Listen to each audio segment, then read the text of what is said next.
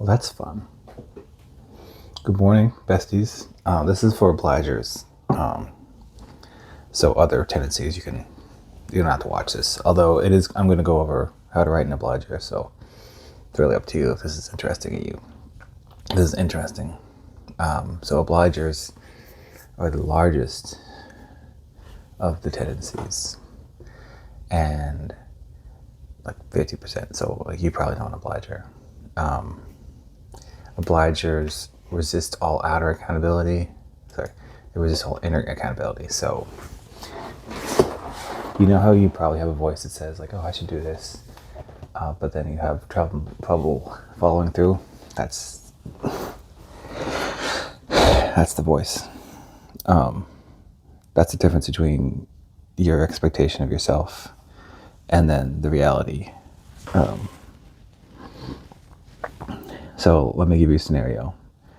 You were in high school and you were playing a sport, and because the team needed you to be there, you showed up every day. And so you got into shape.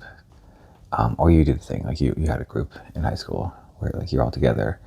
So you decided to do the thing the group needed you to be there, so you did it. And then a couple of years later, you graduate high school or college, and then you're like, I'm trying to get back into fitness or whatever this group was doing, but you can't do it because you're trying to do it by yourself. And you tried everything, and you're just like, I don't understand what's going on. This is classic obliger behavior. You need external accountability to do a lot of things. Okay, so our number one thing is the strategy of other people, a strategy of accountability, right? I didn't go really in depth into it with the questionnaires because I thought that it was pretty, you had an idea, but an accountability group is a group of writers that just report in their stuff every day or every week. Mine is every week on Fridays. I have a report in, and then if somebody doesn't meet their goal or somebody does really well, then I ask them to talk about what happened so we can kind of learn from that. Because I'm putting that expectation upon them, right? They're like, hey, I want to become an author. I'm like, or a writer, whatever they want to be. And I'm like, great, that's awesome. I'm so happy for you. You have a goal. You know what I am? I'm a coach. Okay. So what does that mean? That means that I have to figure out a way to get you to your goal. If your goal is, I want to write a book, and you absolutely cannot do it by yourself, you've tried many times. And look, this is not a moral judgment. This is just who you are. And we're going to use your tendency to actually do the thing you want to have done, right? So you come to me, you say, hey, I want to write a book. I can barely get 1,000 words out without like a sprint or something like that. I'll be like, okay, great. This is exactly the tendency that I've got in accountability group. And my friend Joe, when he was struggling a couple of years ago, I started the accountability group on his Discord server, which is where I'm going to run it, which is where I host it now. It's funny how the server is now more about the accountability group than the Dragon Realm saga that he writes, even though the Dragon Realm saga is like doing really well. At least that's the sense I get from him. But like it holds him accountable. And here's the thing, like if he has to take a mental health day, like I'm not gonna. Mental health is more important than writing, right? And he does this thing where so Joe writes the whole thing. He writes this huge, extensive outline, and then he writes the book, right? But like he takes his time, and his output is a great book, but he just needs to get through it. And the problem was, his problem was that he just needed someone to hold him accountable, and he needed to feel that accountability, right? Like I could tell you, hey, here's your deadline. If I said like, oh, your deadline. If I said the word deadline to you, and just like, and there's like a little thing that went off in your head, you're just like, okay. Or if I say like, there's consequences if you don't do it, like you might lose your job, whatever. Like then you're probably an obliger, right? There's a quiz. I'll put the link below. But chances are, like, you're either an obliger or a questioner. And that's the reason I did the questioner one first. There's an unusual number of rebels and tendency in writing because they want to do it their own way. But like rebels are a very, very small group. And they all seem to find me. And I love you all. My wife is a rebel. It's a very rare group. But like, okay, so like somebody else has to help you out. And like, this is not a weakness. I need you to understand. I love you guys. I love you besties, but this is not a weakness. This is just like your tendency, right? And your accountability partner, I'm talking to you, specifically to you, person who's married, cannot be your spouse. Your accountability partner cannot be your wife or husband or your boyfriend or girlfriend. You are too close to them, right? Look to a role model. Look to somebody who's your friend. Well, look to somebody, or maybe you have to pay them. You have to pay a coach to go to CrossFit, right? Like, I'm going to tell you a sentence. Once my baby was born, I quit smoking. Now, I've never smoked a day in my life. But that is a feeling I get from the obligers. It's like a strong external accountability, like a child, or a coach, or a team, or a group, or a community. They need you to do the thing. That'll get you involved. Now, how do we get you involved? Okay, so accountability. Join a writers group. You can do one online, asynchronously. All I'm having you do is write down your daily word count. And I could walk you through that, but basically you just take a word count. If you're doing a single word doc, you just write down at the beginning of the day what the number is, and at the end of the day what the number is. Subtract the two, or do what I do. Every chapter is a markdown file in Obsidian, and I just write one chapter a day, and I just say, this is what the word count is. It's around 2,500. Right? And so that goes into the second strategy. So the first strategy, accountability or other people. The second strategy is monitoring. If you monitor your behavior, it's more easy for you to find the thing.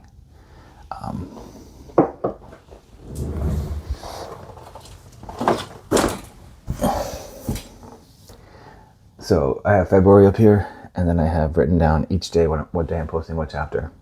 Right, so I posted chapter 22 of Nascent Soul Child on the 10th of February, right? And then I posted, oh no, that was not Nascent Soul. I don't know. Because I started posting book 3 on February 11th. And it's already almost done because it's February. And it's only going to be 30 chapters. But I'm monitoring it, right? I'm also writing it down. I have a spreadsheet of what that looks like, and I'm gonna post it in my next blog. But like, I'm monitoring it. I'm writing down when I'm gonna put something down, but I'm also gonna write down when it happens, or if there's a problem. Because sometimes I take a week off unexpectedly because I need to stretch what I have. And since one big project is about to end posting, like I finished writing it, but it's gonna end posting soon. I'll probably take a gap week or two between posting that and something else. Right, so accountability, other people, right? Think about your other people. Like, this is not, and I know you're gonna be like, why do I need to do this? And I'm just like, your brain works this way. Let us work with your brain. Let us make things simple. If you figure out a way to do it without it, maybe not a Obliger, right? All right, so our fourth strategy for habit formation is called treats. Okay, this is not a treat is different than a reward. All right, so rewards are very tricky to use correctly. So traits are more like, I went to a bookstore and I got myself the book that I've been looking for, right? I got Old Boy. I got Root. I'm gonna play it. For probably in my case, a treat would be like, I finished a series where I got to I finished like a cycle, so I'm gonna go do like a week of bro session lifting, hypertrophy, I do it like once a year, so that's like a treat for me. Like, I almost never do hypertrophy, which like the coach has been having us do hypertrophy sets at the end, and I'm just like, bro, I'm going to fucking blow up. My body wants you to get more muscular, and I'm not trying to do that. I'm trying to be strong. I'm trying to be strong and fast. But like, look, treats. You can see that's my whole treat shelf right there.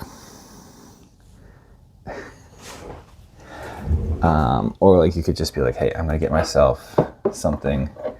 Like, the thing about treats is like you're not thinking about it in advance. Versus rewards where you're like, hey, I'm working for this reward, and I got this reward, and I'm done. I got a treat, right? For doing something great. But I wasn't expecting it. And now let's talk about the downside of obligers. So I want you to think about Obliger Rebellion as a way to write a character who's been put through so much and just will not take it anymore. This is the wife that has been, or this is the mom or the wife that has been like forced to work 16-hour days for years, and one day she cracks and she just like, one more thing, she will not do it, right? Obliger Rebellion is the thing that keeps that, like, it's like the release valve for obligers, right? So here's the thing. Obligers are the backbone of society. We expect you guys to actually do the thing that we say you're going to do. The obliger motto is, you can count on me, and I'm counting on you to count on me. Because they'll do it like if their boss makes them do it, or if their like friend makes them do it, depending on how close a friend is. But if they're just like, I've been doing, and this is a great thing to write in fiction, like, I've been doing this damn man's laundry for years, and I haven't had a break, and I'm just not doing it anymore. I don't care. That's Obliger Rebellion. And that is fun to write. But like, it's something you don't understand until you're in there. And then like, you can be in Obliger Rebellion for years, and you're just like, I can't get anything done, and I don't care, right? And I think it's such an interesting phenomenon. It's just like, I intentionally set the goals low on the writing accountability group, so I don't put someone into Obliger Rebellion by asking them to write 10,000 words a day. I'm not going to anchor there, but like, let's say like you're new and I'm just like, hey, I need you to write 2,000 words a day, and you're like, I can barely get 100 words in an hour between all responsibilities. I'll be like, great, let's go for 100 or 50. Let's do something attainable. And then as you get better at 50, then you increase your word count, right? And like Coraline was famously written 40 words a night. Sir Terry Pratchett wrote 400 words a day, and he finished Discworld. Like, you don't have to have a large word count to be a good writer. You might be older, or you might have less time, but you can still write something great. And I'm not saying that everyone has to dictate their notes like me. Like, if you see me walking down the street, I used to walk like this, yelling about my nearest thing and the thing, and then it would take notes. Like, you don't have to be that person. You can make it simple, make it convenient for you to be able to write, and ask somebody to be your accountability buddy, right? It doesn't have to be a writer. It could just be like, hey, and this is the ADHD superpower that's going to come in here. This is called body doubling. What is body doubling? You're basically doing the same thing. You and another person are going to agree for a certain amount of time to do something, right? So like, you could be like, hey, I'm going to do a work sprint for 15 minutes. And you guys both put on your clocks, you go boop, and you do it together, whether you're physically there or whether you're online. So most often what I see writers do is we do a writing sprint or an editing sprint, mostly writing sprints, where all you do for 15 minutes is you write without editing. And that's what I do when I dictate, is I just write, or I dictate for 15 minutes without editing. I'll edit in post. And then when I come back to edit, I'm adding quotation marks commas, periods in most cases, and then some artifact. And that gives me a chance to take a second look at it, and it takes me 5 minutes later to edit like 45 minutes of work, because I just have to read it back. I'd be like, okay, does this make sense? Okay. And it's my sanity check. But just think of it this way. This is think of a character that always meets expectations, and they're always so sweet, and they're always so nice, and they always do the thing, and you're just like, you are my rock. But then you push them over the edge, and that is a story. That is too much for them, right? Think about how you would write that as a story, right? Especially if you're an obliger and you've experienced this. Like, you could just be like, hey, you know that marriage I had that was great, or pretended to be great? It's done, because I can't stand that man anymore. I can't stand that woman anymore, because all I do is pick up their trash, right? I thought it was good, but I was wrong.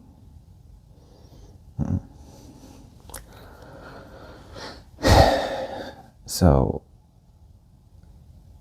that's my thing. Like, avoid oblige rebellion, which means you can set some goals, but don't make the goals so restricted that you are stretching to fill them, and make it like so onerous that you're just like, I'm going to rebel against everything. I'm just going to go have an affair with the next person I meet at the bar, because I'm so tired of whatever this is, and I don't care anymore, right? And I think that, like, thinking of how you feel about what's going on is, and how you could see yourself going into that, like that right there. That is the strength of obligers, is to know, like, hey, I actually need to say this. I need you to put less on my plate. I need you to step up, right? If you could say that, and you can advocate for yourself, like, you will be in a better position. If you could figure out how to body double with somebody, come do a writing sprint. And I understand some people, like, they think it's weird. Like, this dictating took me like 2 or 3 months to get used to, and now I can bust out 2,000 words within half an hour easily. Like, I had a 6,000 word day the other week. I had a 6,000 word day April 1st, which threw off my average for the whole month. I love it. And now I'm going to be chasing a high for a while, because I just kept going. I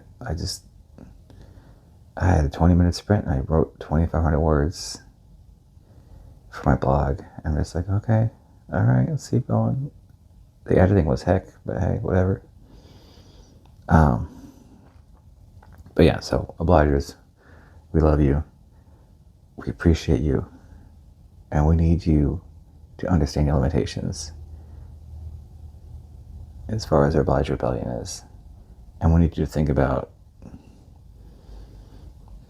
avoiding that, guard against that, and also find somebody else to be your accountability partner. If you're a writer, if you want to be on the Dragon Realms accountability server, we have a weekly check-in. In Immersive Inc., my buddy runs a daily check-in. We need to fix that one with the productivity support group. And all you do is just say, hey, this is how much I wrote today. And then if needed, we call you out for not posting. This is the thing, like, someone tells me they're going to do something, like, I'm like, okay, do it. Then show me the result. This is my thing with Chicken Immortal right now. Chicken Immortal. You owe me a screenshot of your scheduled posts, right? Because it's easy to say, like, oh, I wrote this many words, or I scheduled this many chapters. Okay, show me the word count. Right, that's the next tier, because she's a questioner and I'm a holder. I'm just like, show me. All I gotta do is take a screenshot, because there's a feature in Railroad that lets you schedule your chapters ahead of time. I did that with Nason's Soul Child Book 2. I scheduled the entire thing ahead of time. Didn't have to touch it for months. Basically scheduled the rest of Book 3. And all I'm asking her is just, okay, schedule 10 chapters. Just do it. So if you stay this long, thanks. Obligers, we need you. And Obliged Rebellion is hilarious to write. So, toodles.